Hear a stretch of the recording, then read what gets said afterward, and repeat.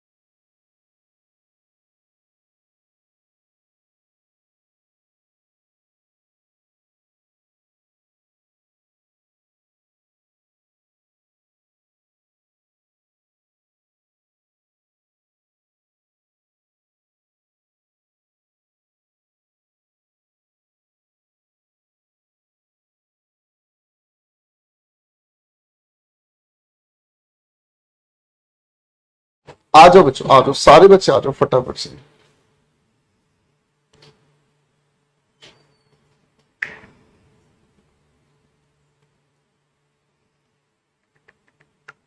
चलिए दोस्तों, आज आप बहुत मुस्कुरा रहे हैं। पॉजिटिव वाइब्स आती हैं आपको देखकर। Thank you thank you thank you. तो आप सभी खुश हैं, अच्छे हैं बच्चों? कई दिनों के बाद हम लोग मिल रहे हैं, है ऐसा है क्या? कहते गुरुजी आप कहीं जाते ही नहीं, रोज की रोज तो खड़े हो जाते हो आके क्लास में। हैं आपको आपको ना, आपको कतई शर्म ना आती? हमारी क्लास रोज की रोज क्लास पढ़ाने आ जाते हो गुरुजी, ऐसे कोई करता है क्या बताओ? हैं हम सोचत रही कि तुम हमको जो है छुट्टी वुट्टी दे दो, हम थोड़ा आराम फराम कर ले, तुम रोज क्लास पढ़ाने लग जाते हो गुरुजी।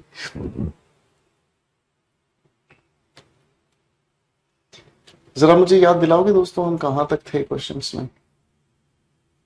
मुझे लग रहा है क्वेश्चन 37 पर हमने लड़ाई करी थी। हैं जी? बताओ बताओ बताओ। Once again so nice of you. आ जाओ फटाफट से। ये टी शर्ट है, शर्ट नहीं है भाई। ये टी शर्ट हमने अपने आप को गिफ्ट दी है। ये टी शर्ट हमने अपने आप को गिफ्ट दी है, हाँ नहीं तो? ठीक है। आराम इज इक्वल टू आराम। Thank you thank you thank you thank you thank you. उफ, आपकी हंसी जुल्फे। मजा ले रहे हो हमारा। सभी को नमस्कार, सभी का स्वागत है दोस्तों। ठीक है, अविनाश कुछ काम की भी बात कर ले गधे। फर्जी बातें करनी होती है, ये करना था। हाँ अभी डिस्कस कर रहा हूँ।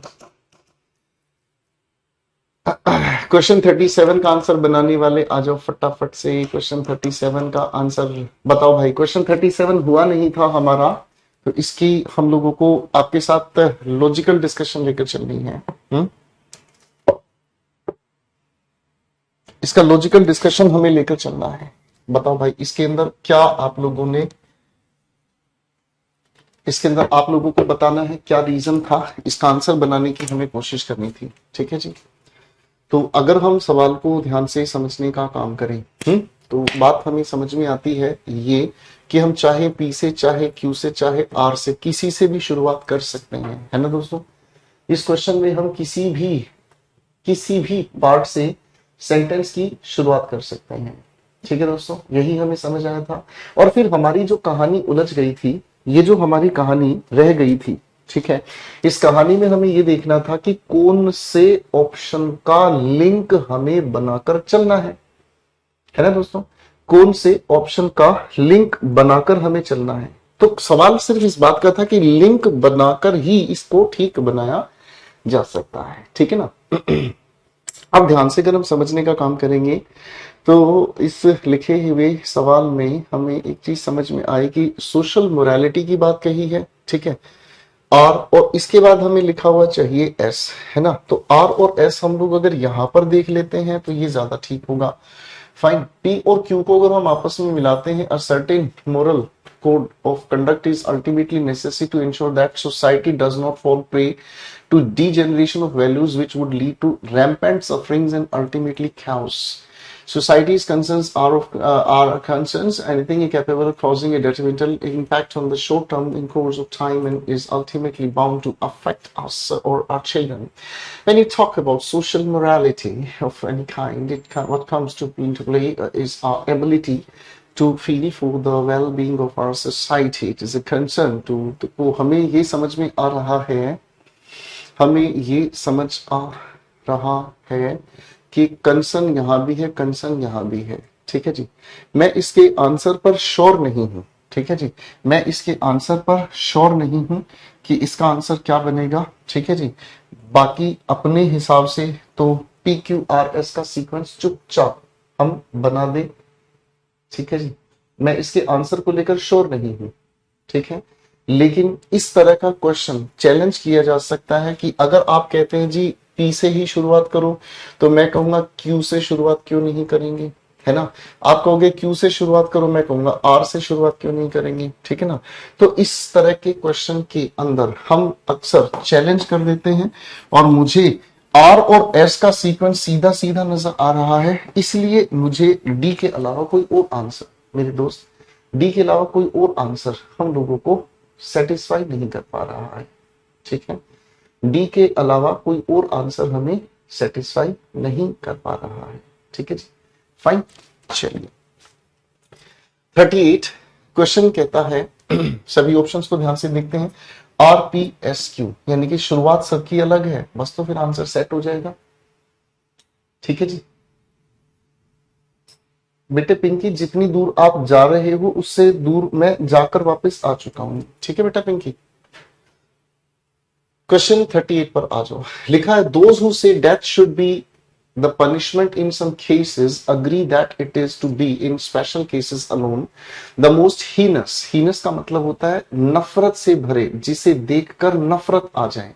सिनोनिम अगर कहेंगे तो इसे हम कह सकते हैं कंटेम्प्टिबल, इसे हम कहते हैं कंटेम्प्टिबल, घृणा जिससे उत्पन्न हो, एंड ग्रेवेस्ट ऑफ क्राइम्स। आगे लिखा है they feel that it is only fear of severe punishment that will deter means stop the criminal and reduce the occurrence of heinous crimes, ठीक है, ठीक है जी। आगे बात समझने का काम करते हैं। The advocates and the abolitionists of capital punishment have their own arguments in support of their stand. The most prominent argument put forth by advocates of the death penalty is that to deterrence। अब सवाल को ध्यान से समझने का काम करें। सबसे पहले अगर हम ये कहें कि जी जो सपोर्टर हैं, जो कहते हैं कि डेथ पनिशमेंट, मेरे बच्चों आपसे ये फ्रेज पेपर में पूछा जाता है, कैपिटल पनिशमेंट। कैपिटल पनिशमेंट होती है किसी भी दोषी को मृत्यु की सजा सुनाना, इसे हम डेथ पनिशमेंट कहते हैं, मृत्यु की सजा सुनाना, ठीक है, समझ रहे हैं। अब इसका मतलब आर की शुरुआत कर दी है तो कहानी आपके अपनी फिनिश है। इस आर के ठीक बाद पी इसे जस्टिफाई कर रहा है, ठीक है जी।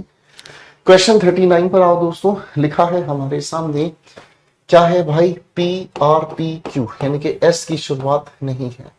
There was once a time when people looked forward to the lazy evenings। एक समय हुआ करता था जब लोग शाम को आलसी भरे होते थे और आलस के शाम के इस वक्त को अक्सर देखते थे।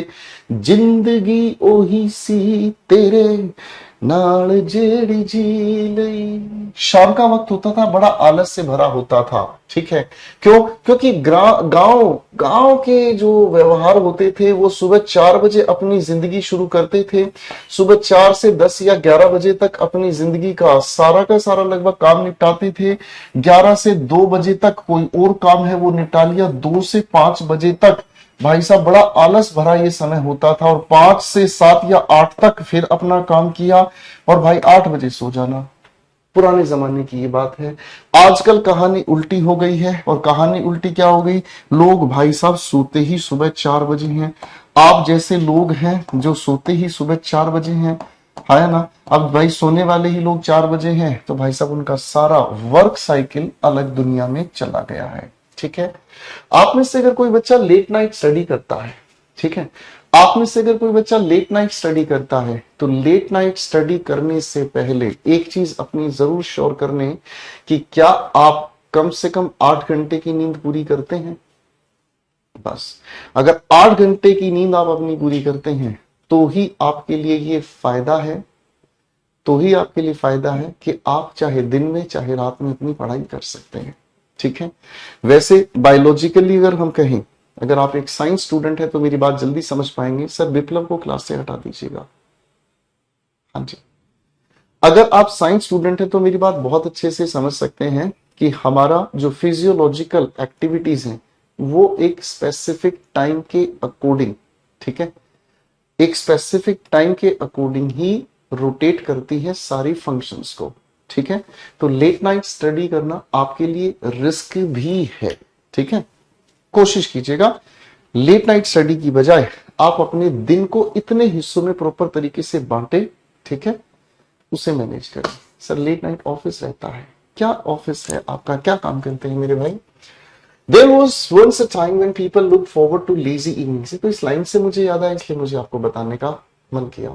They had a simple choice of programs on Doordarshan. लो जी, पुराने जमाने के बाद दूरदर्शन के अलावा कोई और होता ही नहीं था। ठीक है जी, दूरदर्शन के अलावा कोई और नहीं होता था। ठीक है जी।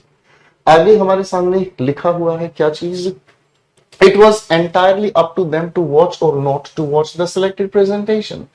दूरदर्शन चैनल चलता था, उस पे जो आ रहा है आपको देखना है देखो, नहीं देखना है मत देखो। Today the satellite and cable television have stone the media world of information and entertainment. आज के समय में सब कुछ बदल गया है, आप जानते हैं सब कुछ बदल गया है मीडिया एक्सेट्रा आने की वजह से।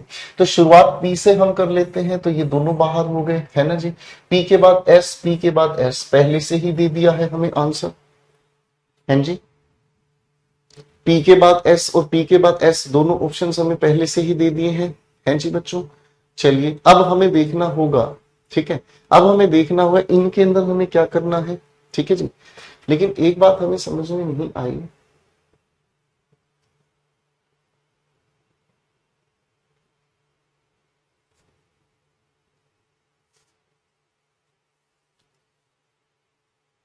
इसमें गड़बड़ है भाई, इसमें गड़बड़ है। आप ध्यान से देखोगे ना, पी एस आर एस दो जगह पर एस लिखना ये तो गलत है ना। और एक चीज हमें सर्टेन लग रही है, और वो क्या, वो ये सर्टेन चीज है भाई, पी के बाद क्यू, क्यू के बाद एस, मतलब पी के बाद क्यू, क्यू के बाद आर और एस, क्योंकि मॉडर्न वर्ल्ड को आखिर में रखेंगे तो ही सेंसिबल है। तो ये जो सीक्वेंस है ये ऐसे सीक्वेंस है, इसे ठीक करो, ये पी क्यू आर एस आपका सीक्वेंस बना रहा है। I am a treasury associate finance, okay. Profile मुझे आपकी समझ नहीं आई। Treasury associate in finance, it is a ministry or what do you do there. I remember your name because on the very first day I scolded you very badly and you must have felt very bad about that। Question 40th हमारे सामने है, question 40th हमारे सामने है। D option को observe करते हैं, D option को ऑब्जर्व करते हैं। चलो भाई, डी नहीं, सी ऑप्शन को ऑब्जर्व करते हैं। चल भाई क्वेश्चन 40th को बनाकर देखते हैं, क्वेश्चन 40th को बनाकर देखते हैं। अच्छे लेवल पर जा रहे हैं हमारे क्वेश्चंस, ये अच्छी बात है।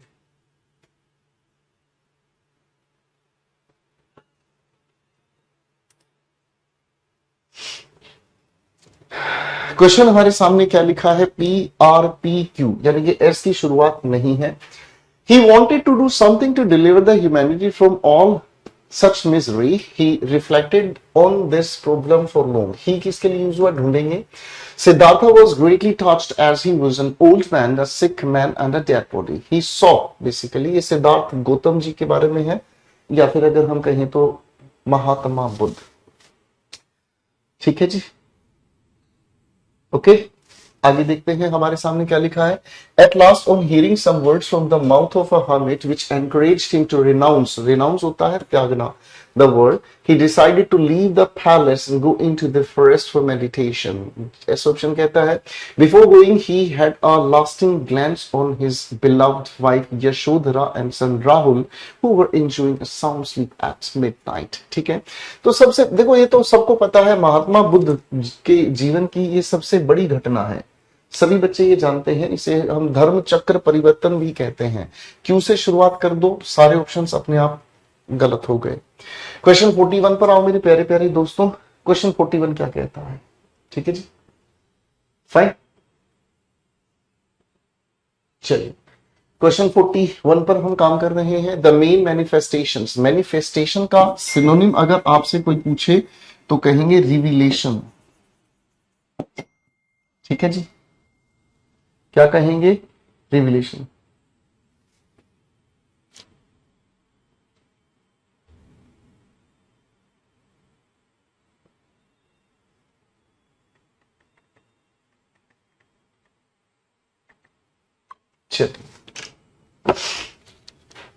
The main manifestations of violence in revelation is उजागर होना, प्रकट होना।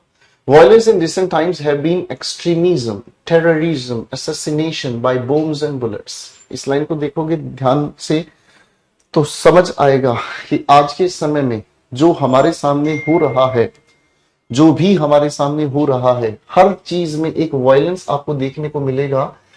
एक्सट्रीमिस्ट किस कहते हैं? जो हर हद से परे निकल जाए। ठीक है जी, terrorism, assassination, assassination is what? Killing someone. ठीक है ना, फाइन। आगे लिखा है in the modern world violence has taken many forms each signifying the evil side of the man and his design to destroy the principle of equity, justice and truth. Another related activity is the hijacking of aircrafts and vehicles, a new dimension to cult of violence. लो जी, सबसे पहले शुरुआत इसी में बताया गया है और Q option यहां है, बाकी सब नालायक हैं। मतलब एक छोटे सी हिंट से ही आंसर हमें बनाना मिल गया, तो ज्यादा सोचने की जरूरत नहीं पड़ी। क्वेश्चन 42 की बात करते हैं। ठीक है, शुरुआत देखते हैं। QSRP, शुरुआत मिल गई, शुरुआत सबकी अलग है, शुरुआत मिलते ही आंसर बन गया, खत्म। Children with poor phonological skills. Phonology होता क्या है मेरे बच्चों? फोन का मतलब होता है साउंड।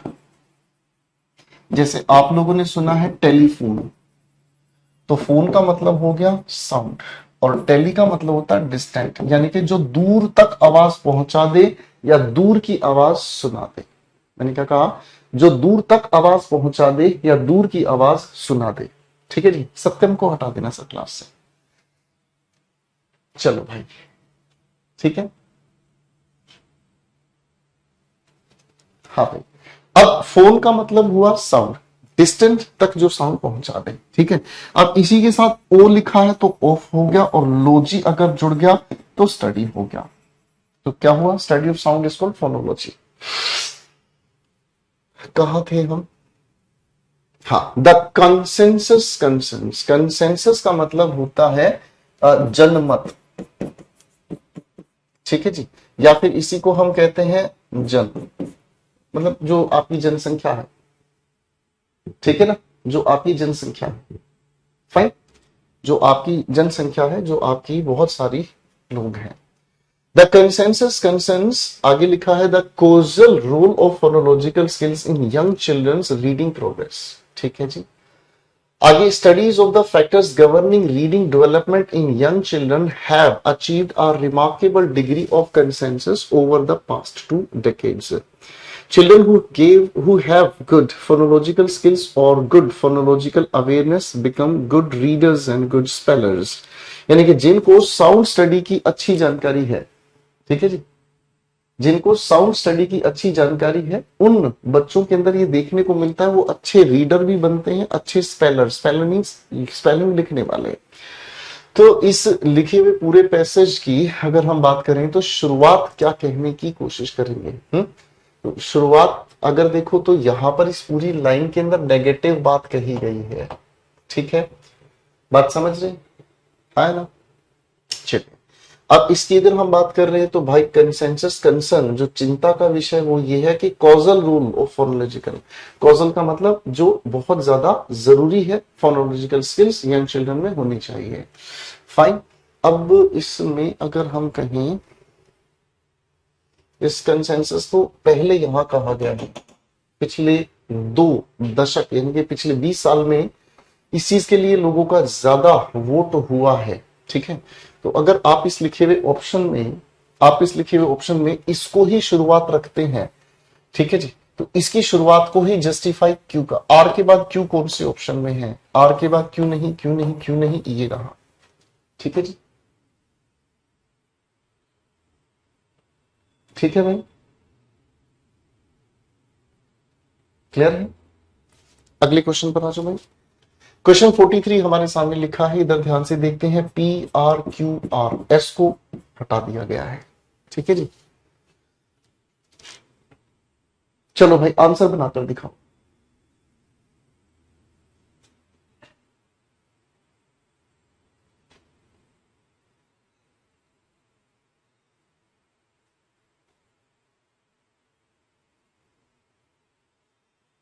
शाबाश।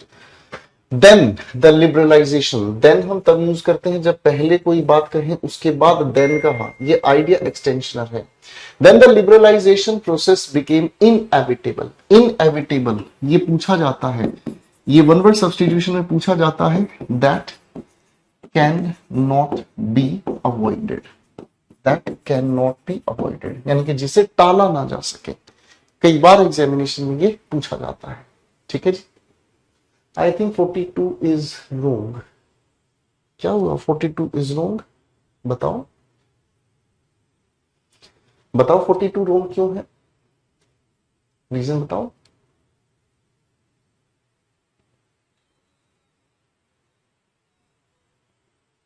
बताओ आप मुझे रीजन बताओ, क्या वजह है। रुको भाई, एक सज्जन कह रहे हैं कि जो 42 है उसके क्वेश्चन का आंसर गलत है। एक बार दिमाग में लगाओ दोस्त। यहां लिखा है एस के बाद, यहां पर लिखा है हमारे सामने एस के बाद पी। देखो क्यू के साथ आर कंफर्म है, तर्क दो तब समझ में आएगा कि आपकी बात हम कहां तक माने।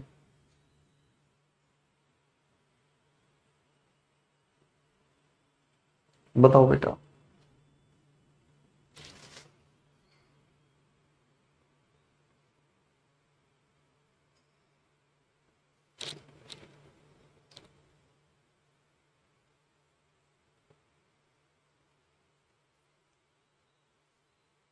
एस के बाद तो पी कंफर्म आएगा, कोई दिक्कत नहीं है, एस के बाद पी आएगा।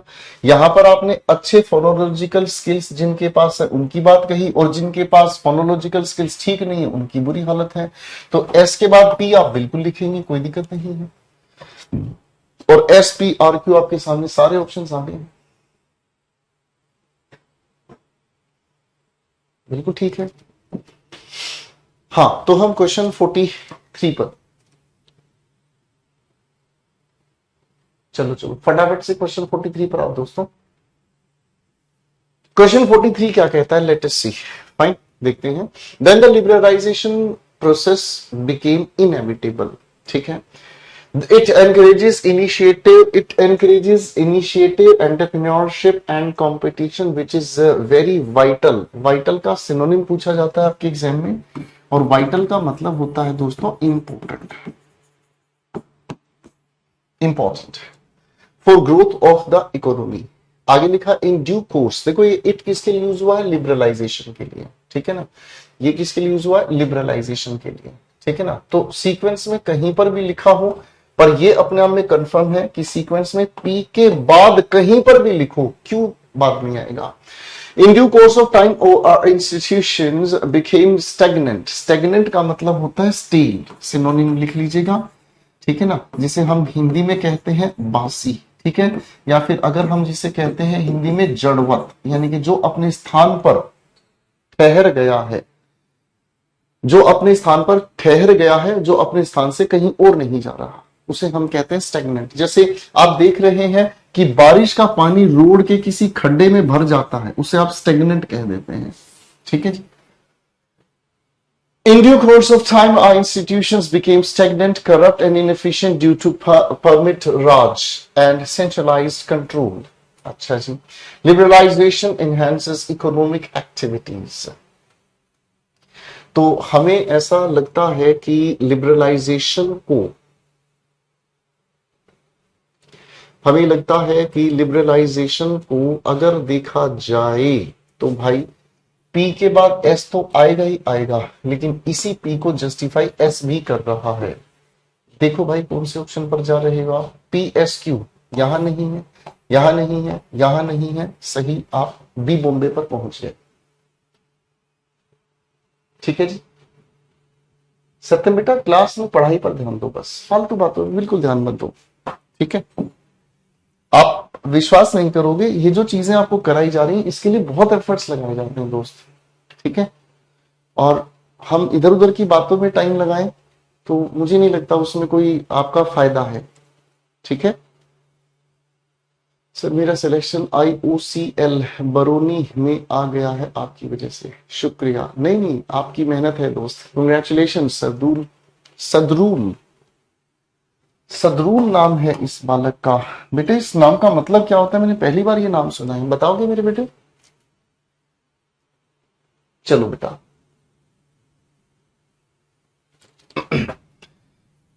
देखते हैं क्या है हमारे सामने. पी कहता है एज, पहले सारी शुरुआत हमने देखी पी का और क्यू का ही है, ना तो आर है ना एस है. शुरुआत में ना आर है ना एस है.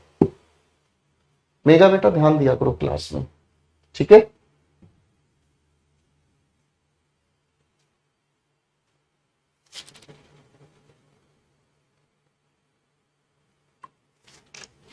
चलो भाई क्वेश्चन 44 का आंसर बनाते हैं, देखते हैं क्या होगा. As a result, they are more able to live in harmony with themselves and with the world that surrounds them. दे किसके लिए यूज हुआ है नहीं पता. As a result का मतलब होता है परिणाम स्वरूप. एज ए रिजल्ट का मतलब होता है परिणाम स्वरूप. और परिणाम कब निकलेगा, जब आप कुछ बताएंगे उसके बाद आप परिणाम निकालने की कोशिश करेंगे. ठीक है जी. फाइन. बात समझ में आ गई भाई. Stabilizing meditation is catalogued as one of the hardest techniques of meditation because followers must keep their minds under total control for a long period of time. Stabilizing meditation एक ऐसा मेडिटेशन आत्मचिंतन जो आपको स्थायित्व दे. ठीक है. जो आपको स्थायित्व दे यानी कि आपको स्थायी बनाए. ठीक है जी.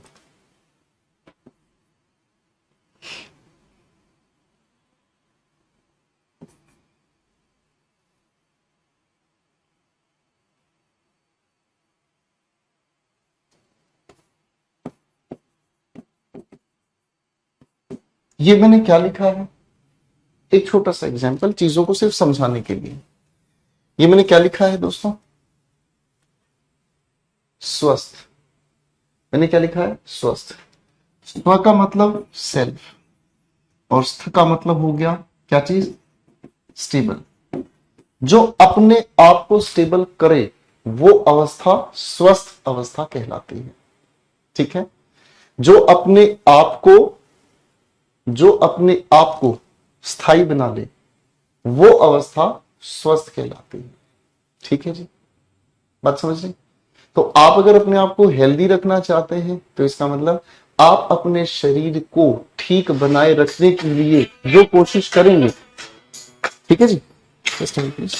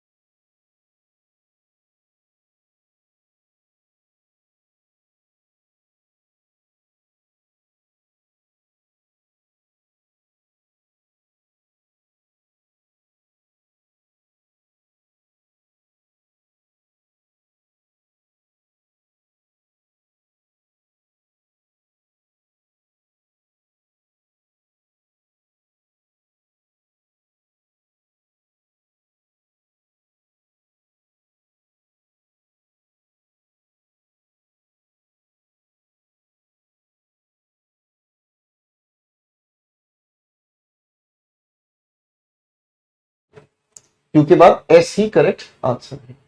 फाइन, समझ आ गई बात भाई? फिर से समझ लो, एक बार इसे फिर से समझ लो।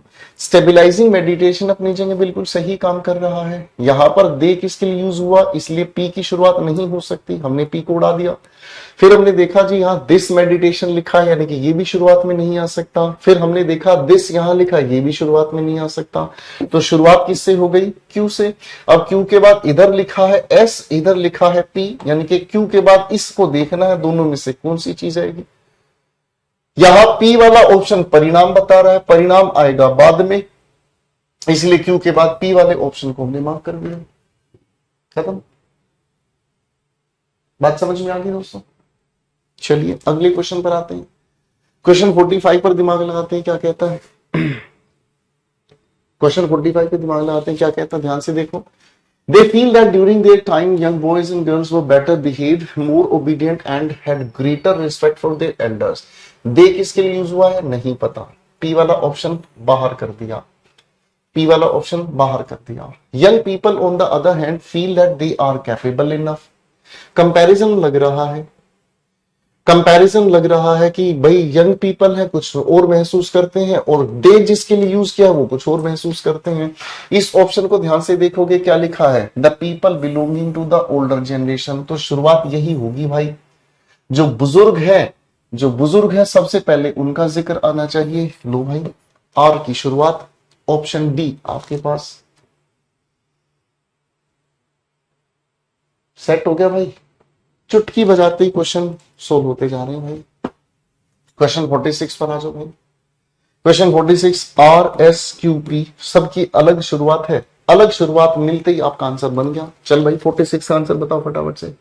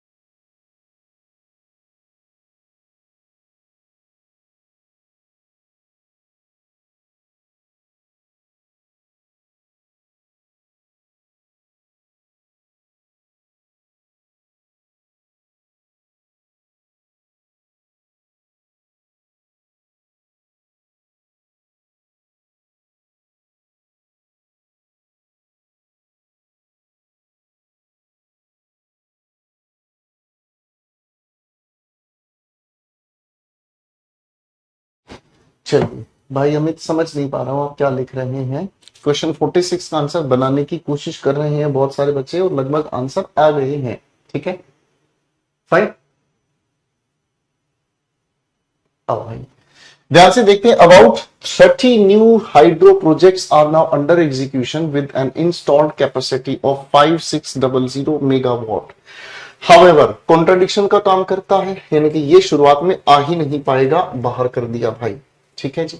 However, with the rapid increase in demand for power, high priority was given to the pit head super thermal power stations, as this gestation period was smaller than that of the Hydel schemes. Okay. Many projects were taken up for execution after independence, and at one time, this basically in time 1962 to 6, ये जो C है इसका मतलब होता है सिरका। इस सिरका का मतलब होता है ये टाइम की अप्रोक्सीमेशन बताने का काम करता है। ठीक है ना जी। टाइम की अप्रोक्सीमेशन, कि जब आपको सही समय नहीं पता, आपको जब सही समय नहीं पता तब आप इस स्थिति में अप्रोक्स अपना आइडिया लगाकर बताते हैं जी इसके आसपास, ठीक है। Many projects were taken up for execution after independence, and at one time the capacity contribution from hydro schemes was equal to thermal schemes. The first hydro generation unit in India was commissioned in Darjeeling, West Bengal in 1897. लो भाई, बड़ा आसान सवाल है। समय का सबसे पहले जो जिक्र है वो कौन सा है? आप कहोगे 1897, बस कहानी खत्म, यही आपका आंसर है। अगर हम साइकिल देखें समय की कौन सी कहां लिखी जानी है, तो सबसे पहले हाइड्रोइड जनरेशन की बात आप करोगे और इसके बाद आपका आर ऑप्शन आ गया, फिर तो सब कुछ आपके सामने ही है, ठीक है जी। चल भाई, अगले क्वेश्चन पर आते हैं। क्वेश्चन 47, आंसर बनाए।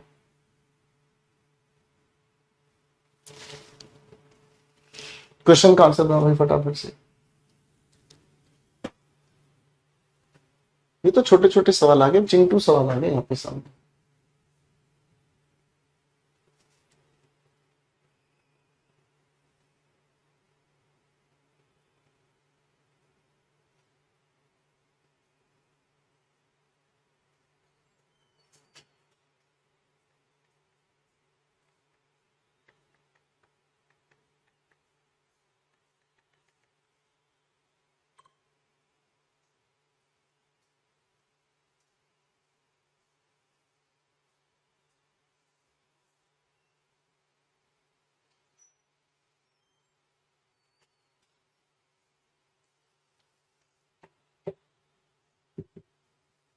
चलिए जी, क्वेश्चन पढ़ना शुरू करते हैं। Farmers could no longer pay their loans and some banks were close down.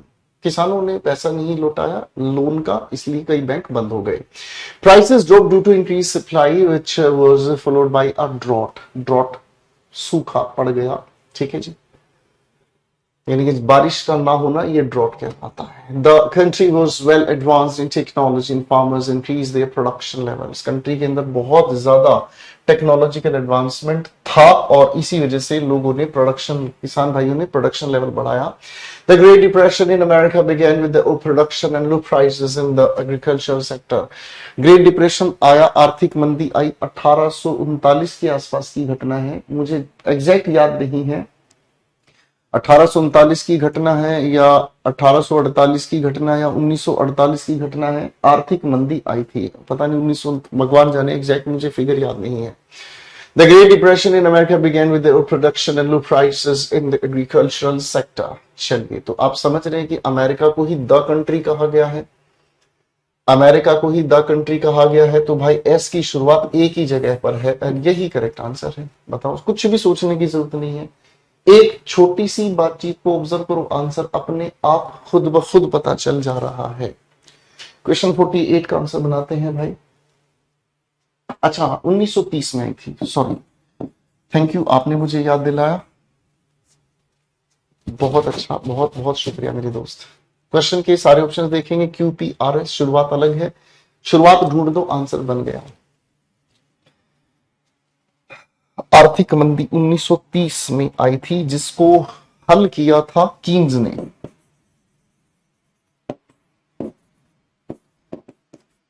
एक अर्थशास्त्री रहे हैं जिनका नाम है professor Keynes.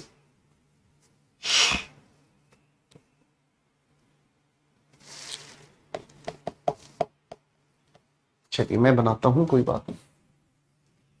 This discipline is characterized by several concepts and approaches that are used by psychologists in understanding human behavior. This discipline, ये समझना पड़ेगा, डिसिप्लिन का मतलब होता है process. They held psychology can be, they held off, देखो जी ध्यान से समझना, होल्ड, जैसे अगर मान लीजिए मैं आपके सामने कहता हूं, मैंने कहा आशिमा हेल्ड अ पेन, ठीक है, आशिमा सब्जेक्ट है, हेल्ड एक वर्ब है, ये इस वर्ब का अपना ऑब्जेक्ट है, यानी कि आशिमा ने एक पेन को पकड़ा, आशिमा ने एक पेन को पकड़ा, हाँ जे एम कीन्स पूरा नाम था, फाइन, आशिमा ने एक पेन को पकड़ा, हेल्ड का मतलब हो गया, ठीक है जी। एक बात समझिएगा। अब अगर हम इस हेल्ड की फर्स्ट फॉर्म होल्ड के साथ ऑफ अगर लगा देते हैं तो इसका मतलब होता है किसी के लिए विचारधारा बनाना, टू ओपाइन। ओपाइन शब्द से ओपिनियन बना है, ठीक है ना। इसका मतलब हो गया विचार बनाना, किसी के लिए विचार बनाना, ठीक है ना। किसी के बारे में आप अपनी विचारधारा बना सकते हैं, ठीक है। जैसे अगर मान लीजिए मैं आपसे पूछता हूं पूर्व प्रधानमंत्री मनमोहन सिंह प्रधानमंत्री के पद पर सही थे या उनके लिए वो पद सही नहीं था, तो आप अपनी विचारधारा बना सकते हैं, आप अपनी विचारधारा बना सकते हैं, आप अपनी विचारधारा बता सकते हैं, ठीक है ना। They held of psychology. उनकी विचारधारा थी psychology can be described as a discipline that focuses on study of mind and behavior.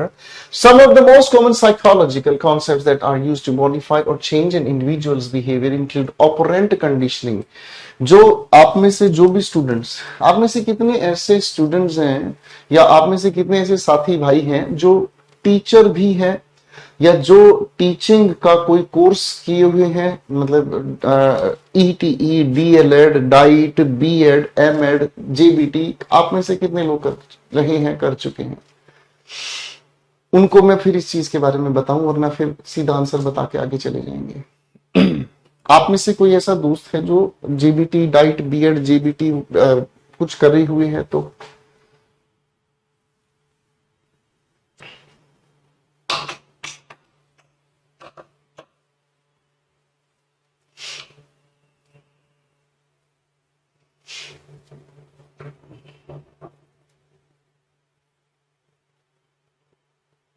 जिन्होंने DEd, DElEd, DIET, ETE, BEd, MEd ऐसा कुछ भी किया है तो, क्योंकि अलग अलग नाम से भी एक ही डिग्री अलग अलग स्टेट्स में होती है। बीएड कर रहे हैं, बीएड कर रहे हैं, बीएड किया है। चलो, तो जो लोग पढ़ते हैं साइकोलॉजिकल एस्पेक्ट्स, आप लोगों का, आप में से जो भी स्टूडेंट्स बीएड वगैरह किए हैं तो उनको कंडीशनिंग चीज पढ़ाई जाती है। जो नहीं पढ़ रहे हैं उनको मैं बता देता हूं कंडीशनिंग क्या चीज होती है। कंडीशनिंग एक बहुत ही प्यारा शब्द है और उम्र के हिसाब से कंडीशनिंग होती है, ठीक है, ध्यान से समझना। उम्र के हिसाब से कंडीशनिंग होती है। जैसे आपकी उम्र है, ये कंडीशनिंग की उम्र है। इसका मतलब आपकी दिमाग को जिस तरह से ट्रेन किया जाएगा, ठीक है, जिस तरह से ट्रेन किया जाएगा आप उस तरह से सोचना शुरू कर देंगे और उसी की वजह से आपका व्यवहार बदल जाएगा और आपका व्यवहार सुधर भी जाएगा, ठीक है जी, ध्यान से समझना। और एक एज आती है जब एक इंसान को कितना ही समझा लो उसकी कंडीशनिंग नहीं हो सकती, उसके विचारों को, व्यवहार को सुधारा नहीं जा सकता। हमारे पूजनीय दादाजी दादी जी, उनकी कंडीशनिंग नहीं हो सकती। आप कंडीशनिंग की आखिरी स्टेज पर हैं। एक छोटे बच्चे की प्राइमल कंडीशनिंग होती है, ऑपरेंट कंडीशनिंग कहते हैं। उसे जैसे ऑपरेट करोगे उसका व्यवहार वैसे हो जाएगा, ठीक है। इसका एक बहुत सस्ता एग्जाम्पल देता हूं, तो जो बीएड जीबीटी किए हुए हैं वो इसको बहुत अच्छे से समझ सकते हैं, ठीक है। आपके घर पर कोई पालतू कुत्ता या बिल्ली है, आपका पेट कोई भी पालतू है, आपकी गली मोहल्ले का कोई भी कुत्ता है जिसे आप सुबह या शाम दूध पिला देते हैं, ब्रेड खिला देते हैं या बचा हुआ खाना उसे डाल देते हैं, तो आपने उसकी कंडीशनिंग कर दी। क्या वो कुत्ता, उसे ये पता चल जाए कि आप सुबह 7 या 8 बजे उसे कुछ ना कुछ दूध, ब्रेड, बिस्किट खाने के लिए देते हैं, तो वो 7 या 8 के आसपास आपके घर के बाहर बैठा मिलेगा, ठीक है। वो आपके घर के बाहर 7 या 8 बजे, अब ये मत कहना जी उसके पास कोई घड़ी थोड़ी है, नहीं, घड़ी तो हमारा एक जुगाड़ है, घड़ी हमारा सिर्फ एक जुगाड़ है। अगर मेरे हाथ में घड़ी ना हो, समय का एहसास मुझे फिर भी होगा क्योंकि मेरा शरीर खुद घड़ी का काम कर रहा है।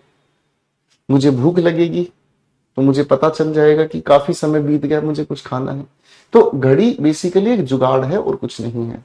आप घड़ी मुझे गिफ्ट दे सकते हैं, मैं उस गिफ्ट को यूं लूंगा और पहनकर आपको बहुत बढ़िया थैंक यू भी कहूंगा, ठीक है। ठीक है, तो वो कोई बड़ी इशू नहीं, कंडीशनिंग होती है, ठीक है ना। तो उस कुत्ते को एक टाइम पता चल जाता है कि इस टाइम पर मुझे रोज खाना दूध पानी कुछ ना कुछ मिलता है। मेरी बात समझ रहे? उसके दिमाग को आपने ऑपरेट किया, ऑपरेंट कंडीशनिंग कहलाता है। साइकोलॉजी में सबसे इंपॉर्टेंट यही एक एस्पेक्ट है कि बहुत सारे साइकोलॉजिकल कॉन्सेप्ट्स इसलिए यूज किए जाते हैं ताकि हम बिहेवियर चेंज कर सके किसी भी इंसान का, ठीक है। और वो इंक्लूड करता है operant conditioning, positive and negative punishment. Positive punishment क्या होती है? जब आप किसी को कुछ भी काम करने के लिए प्रेरित करते हैं, तो आप उसे काम को प्रेरित करने के लिए, जैसे स्कूल के दिनों की याद दिलाता हूं, ठीक है। सर अंशु को क्लास से हटा दीजिएगा, सारी जगह से हटा दीजिएगा। तो आप अपने स्कूल में जब पढ़ते हैं, तो आप जब अपने स्कूल में पढ़ते हैं तो आपके साथ एक सिचुएशन होती थी कि आपका फिजिकल ट्रेनर, आपका पीटीआई आपके सामने खड़ा होकर आपको कहता था चल दौड़ लगा। आप दौड़ नहीं लगाते थे, तो उठाता था टीचर डंडा और एक मारने की आपको धमकी देता था, आप भाग। नेगेटिव मोटिवेशन, ठीक है जी, नेगेटिव। पॉजिटिव मोटिवेशन है नेगेटिव पनिशमेंट, ठीक है जी। और डंडा लगा ही दिया तो नेगेटिव पनिशमेंट होगी। पॉजिटिव या नेगेटिव रेनफोर्समेंट। रेनफोर्समेंट इसे हिंदी में हम कहते हैं उद्दीपन,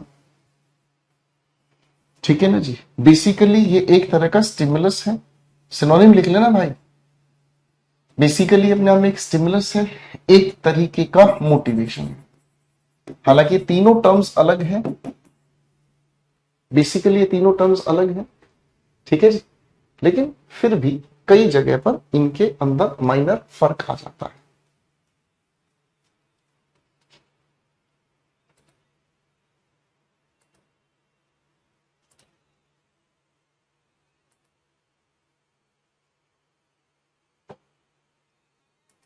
चलिए भाई, अब इसका आंसर बनाने की कोशिश करते हैं।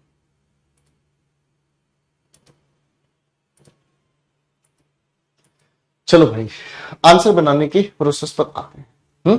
Since psychology is a broad field, psychologist not only use these concepts and approaches but also conduct scientific research that enables them to understand human behavior। वैज्ञानिक तरीके भी अपनाए जाते हैं इंसान के व्यवहार को समझने के लिए, ठीक है ना। बेसिकली साइकोलॉजी अपने आप में एक बहुत ही इंटरेस्टिंग एरिया है, इसीलिए, ठीक है, बहुत ही अच्छा इंटरेस्टिंग एरिया है और इस एरिया से ही सारी चीज चलती है, ठीक है। वैसे ब्रॉड लेवल पर मैं बता रहा हूं आपको कि चाइल्ड साइकोलॉजी, जो बच्चे हमारे बीच टीचर्स हैं, चाइल्ड साइकोलॉजी उन्हें पढ़ाई जाती है, ठीक है जी। जितने भी पुलिस डिपार्टमेंट से रिलेटेड लोग हैं उन्हें क्रिमिनल साइकोलॉजी पढ़ाई जाती है। जितने भी पुलिस डिपार्टमेंट से हैं, एडवोकेट्स हैं, जजेस हैं, क्रिमिनल साइकोलॉजी उन्हें पढ़ाई जाती है, ठीक है ना जी। पेशेंट साइकोलॉजी डॉक्टर्स को पढ़ाई जाती है। इसके सब एस्पेक्ट हैं जो यहाँ लिखा है ना, ये पैसेज नहीं है, ये आपके लिए बहुत ही ज्यादा गहरी इंफॉर्मेशन है। अगर आप इसे पढ़ोगे इसमें बहुत सारी गहरी इंफॉर्मेशन है, ठीक है दोस्तों। आप कहोगे सर हमें क्यों बता रहे हो? जिस दिन आपकी जॉब लगेगी ना भाई, जिस दिन आपकी जॉब लगेगी ना भाई, उस दिन जॉब लगने के बाद आपको ह्यूमन साइकोलॉजी सीखनी पड़ेगी। बताता हूं क्यों। आप मान लीजिए सब इंस्पेक्टर लगते हैं किसी भी डिपार्टमेंट में। जब आप किसी भी डिपार्टमेंट में सब इंस्पेक्टर लगते हैं तो आपके सीनियर भी होंगे, आपके जूनियर भी होंगे, और सबसे खतरनाक चीज होगी आपकी पब्लिक डीलिंग। और इस पब्लिक डीलिंग की 3 लेयर आपको झेलनी पड़ेंगी। इस पब्लिक डीलिंग में 3 लेयर आपको झेलनी पड़ेंगी। कौन कौन सी लेयर झेलनी पड़ेगी? एक तो लोअर क्लास, एक मिडिल क्लास और एक हाई क्लास, ठीक है जी। जो लो क्लास है उससे इतना फर्क नहीं पड़ता, डांट के बिठा दो बैठ जाएगा बेचारा। तो मिडिल क्लास और हाई क्लास, ये आप लोगों को समझकर चलनी पड़ेगी कि इनका जो बिहेवियर है वो कैसे ऑपरेट किया जाए। ऑपरेंट कंडीशनिंग की जरूरत पड़ती है। तो साइकोलॉजी एक ऐसा एरिया है, ठीक है, एक ऐसा एरिया है जिसके बारे में हमें समझना चाहिए, ठीक है। पैसेज बड़ा अच्छा है, मुझे बड़ा अच्छा लगा इस पैसेज के बारे में आपके सामने कुछ बातें कहकर कि कुछ अच्छा सीखने को मिल जाए, ठीक है जी। और यही सबसे इंपॉर्टेंट चीज है। अगर हम सामने वाले इंसान को, ठीक है जी, अगर हम सामने वाले इंसान के बिहेवियर को समझने की कोशिश करें, ठीक है जी, तो वो हमारे जीवन में सबसे आसान रास्ते खोल देता है। तो अब अगर इस सारे खेल को हम समझने का काम करें, तो सारे खेल को समझने का, दिस डिसिप्लिन, पता नहीं किसकी बात कही है, दे हेल्ड किसके लिए यूज हुआ नहीं पता, some of the most common psychologist in psychology broad held, ठीक है ना जी, only use these concepts approaches but also. तो ऐसा क्यों लग रहा है कि 48 की अगर हम शुरुआत को ढूंढें, अगर हम ऐसा कोशिश करें कि शुरुआत इसकी क्या है, सिर्फ शुरुआत पर अगर हम फोकस करना चाहें, तो इस ऑप्शन की अपनी शुरुआत क्या हो सकती है दोस्तों, वो बताएं। देखो ये दोनों तो शुरुआत नहीं है, कंफर्म हो गई बात।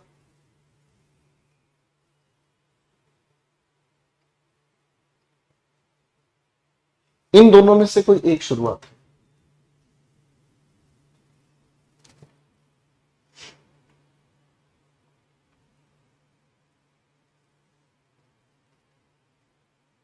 लगाओ दिमाग भाई।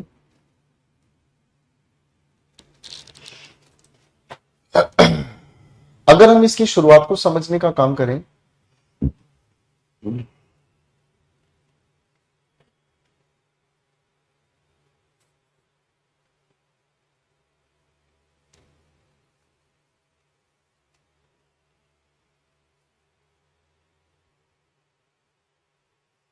आर और एस दोनों ऑप्शन एक ही जैसी बात कर रहे हैं। ये कंफर्म है कि पी वाला और क्यू वाला दोनों ऑप्शन अपने आप में गलत है। इन दोनों में से कोई एक आंसर हमारा होना चाहिए। एस हो सकता है क्योंकि आर में कॉन्सेप्ट बताए हैं। बिल्कुल ठीक कहा, यानी कि एस के बाद आर वाला ऑप्शन यही सही होगा। यहां साइकोलॉजी को बताया गया है। साइकोलॉजी एक बहुत बड़ा एरिया है और साइकोलॉजिस्ट इसके अंदर अलग अलग एक्सपेरिमेंट करते हैं और उनमें से कुछ कॉमन साइकोलॉजिकल कॉन्सेप्ट्स बताए हैं। बिल्कुल ठीक कहा मेरे दोस्त आपने, एस आर वाला ही इसके लिए करेक्ट आंसर होगा। बहुत ही अच्छी कोशिश, बहुत ही अच्छी कोशिश, नाइस आंसर भाई, बहुत बढ़िया रीजन बताया, नाइस। चलिए क्वेश्चन 49 पर आते हैं।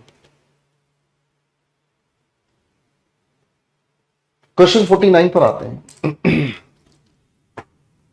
द मुगल एम्पायर वॉज, वे तो आसान सवाल है। The Mughal empire was extensive but it was not integrated, it was rather an agglomeration of territories bound together by a common administration and common ties to the imperial authority. The strong hand of emperor held the country together, compelling obedience. But these nobles felt no sense of national loyalty for the simple reason that the empire was not a nation. ठीक है जी, तो P से शुरू करेंगे हम इस बातचीत को। ये दोनों बाहर हो गए। P के बाद R है, P के बाद R है। कंफर्म अपने आप ही दे दिया इसने आंसर, P के बाद R है। ठीक है जी। Strong hand of the empire held the country together, compelling obedience from the nobles who govern the province. ठीक है, अब इन्हीं नोबल्स के बारे में एस ऑप्शन ने बताया है। ठीक है जी भाई, इन्हीं नोबल्स का जिक्र हुआ, लेकिन इन्हीं नोबल्स के अंदर कमी क्या थी, इनको राष्ट्रीय भक्ति से कोई लेना देना नहीं था। ठीक है जी, क्लियर है।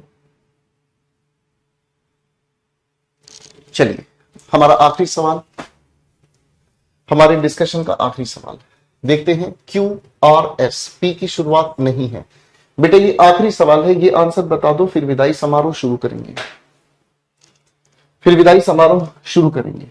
आखिरी सवाल बताओ फटाफट से।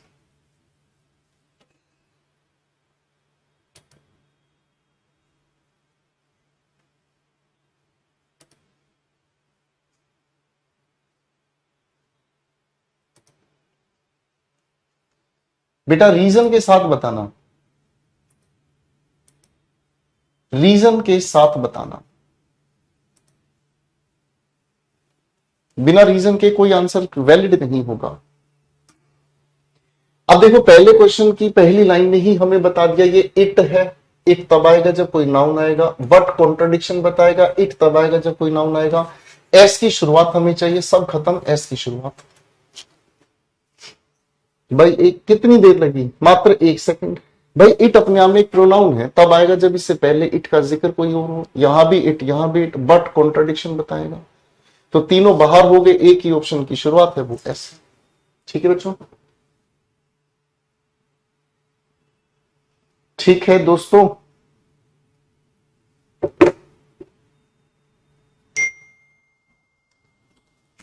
ठीक है बच्चे, तो चलिए एक बार सारे बच्चे फटाफट से कमेंट्स पर आ जाएं और बताइए जरा पैराजंबल के क्या हालचाल हैं आपके।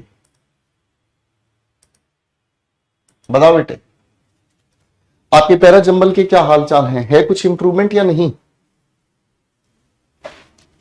देख तो ले कितने क्वेश्चंस हैं, अरे भी तो बहुत सारे हैं,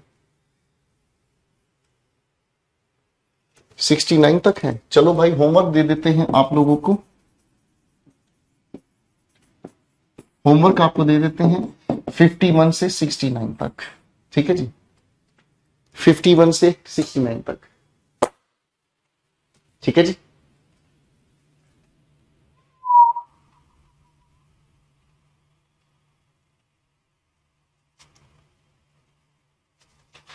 चलिए ठीक है दोस्तों, अब अपनी मस्ती काटिए और मजे से अपने होमवर्क को निपटाइएगा, ठीक है। अगली क्लास में हम इसको वाइंड अप करेंगे, इस महाभारत को यहीं रोकेंगे, ठीक है जी। एक सेशन और होगा कोमल भाई जी, ठीक है, एक सेशन और लेंगे, तो उसमें हम जितने कर सकेंगे करेंगे, बाकी आप एक बार घर पर ट्राई कर लीजिएगा, ठीक है। So thank you so much ladies and gentleman, मस्त रहें, व्यस्त रहें, फिर मुलाकात करते हैं अगले सेशन में। Bye everyone, love you all guys.